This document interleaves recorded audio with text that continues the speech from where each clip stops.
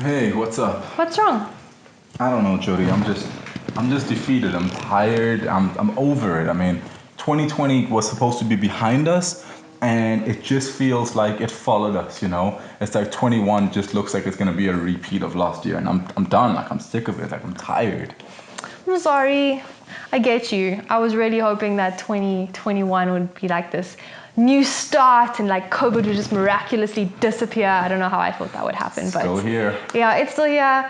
And yeah, I was hoping I could like travel the world and we can all go back to work and not work from home. But I mean, I'm hoping that still can happen. I mean, it's only day like one of day two of 2021. But yeah, it's looking a little bit bleak. I get you. 2020 at least started better than this. That's true. In 2020, I was in Egypt this time still.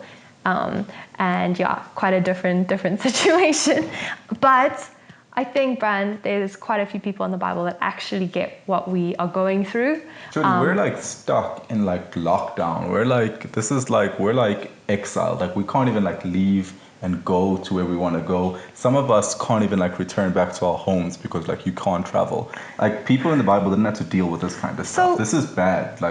So I get that it's bad, brands, and they probably didn't deal with like COVID specifically, but there was a lot of people that were exiled pretty badly back in those days. If you think of Daniel, Joseph, Ezekiel, all of them were like literally taken out of their homes and taken to a faraway place by like a very oppressive, or usually very oppressive nation that had like literally destroyed their homes and everything they had. So I think that they kind of understand what we're going through in that way. And they also had like leprosy and stuff, which I don't know how it compares to COVID, but it sounds like it wasn't great either. Well, they didn't have a cure for it back then, so you might as well have had COVID. It's basically the same thing. You had no thing. friends.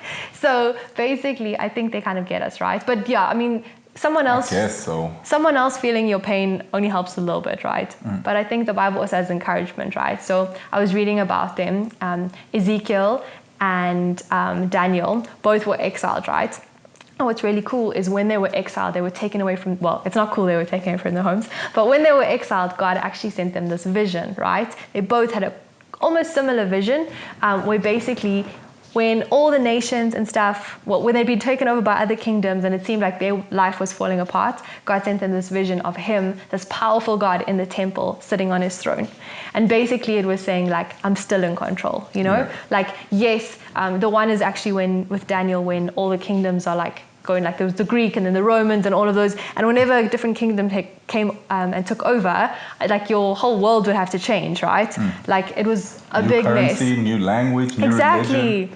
Like your whole world like falls apart, okay? And yet God's saying, I'm still in control. And that's really cool, but it also could maybe make God sound a little bit distant, right? I don't know if you get that. Like he's up in his temple and how does he care about us? But have you heard of Shadrach, Meshach, and Abednego? Yeah. I know those guys. They were friends of Daniel's. They were in the furnace. Yes, they were. And it was kind of hot in that furnace, right? It was real hot in that furnace. Exactly. It was flaming hot. But how many people were actually in the furnace? There was the three of them were thrown in. Okay. But on a closer inspection, there was 4. Exactly, because in the furnace, I think a furnace is like your world's falling apart. If you end up in a furnace, God was there right with them as their world's falling apart. He didn't leave them, right? He is a God up there in control, but he's also down with them. And if the one story is not enough for you, there was another friend of theirs named Daniel. And I know we kind of got to see lions in the Pilanesberg, but we were like a safe distance. He got to spend the night with them in a lion's den.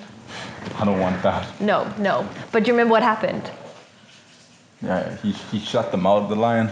So God sent angels to shut the mouths of the lion. That's pretty cool, actually. So the next morning when he woke up, when the king woke up and came to check him out, he was safe. Nothing happened to him, right? Okay. So yet again, God was there with them in their crisis situation. Okay, so what I think we're getting at, Jody, what you're saying is, even if 2021 is a repeat of 2020, we don't need to worry, because the same God that was with Meshach, Shadrach, and Abednego, Daniel, and all the other guys in the Bible is with us today. Exactly. So our God is the God that's in control. He's not surprised by COVID. Yes, so. His plan and his promises don't not apply anymore because of COVID. He's still coming to take us back. We're still going to go to heaven. Jesus still died for us on the cross. That's still there. But he's also not a God that's distant, that doesn't care about us. He's there with us. As you say, he'll be there right next to us no matter what this year holds. So I hope that's some encouragement we can take. We can go take Jesus with us into whatever it is, whether it's fires, whether it's rivers. Go check out Isaiah 43 if you haven't read it before. It's the most beautiful verse, and it's God basically saying, remember that time I got them through the fire? Well, I'll do it for you. So I hope you enjoy that, and I hope that made you feel a little bit better. I feel good. Thanks, Yay. Jody. Cheers, guys. Bye.